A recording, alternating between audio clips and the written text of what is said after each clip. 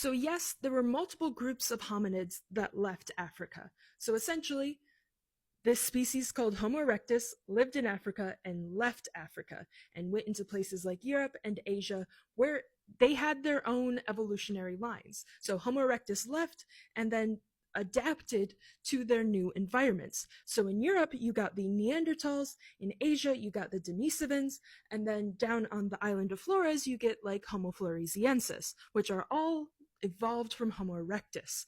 But then something interesting happened because Homo sapiens did the same thing that Homo erectus did, where we evolved in Africa and then we left and went to all these other different continents.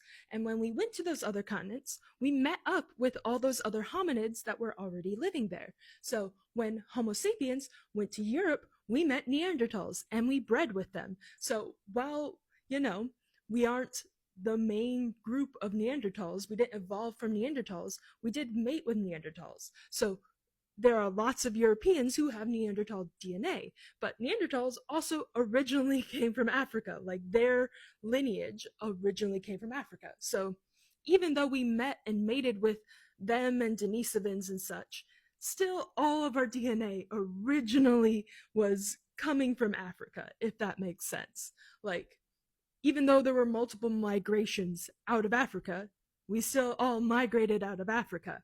And Homo sapiens as a species, like the main lineage, came from Africa, as well as all these other hominid species, all originally have history all the way back in Africa, if that makes sense. So, yes, multiple migrations out of Africa.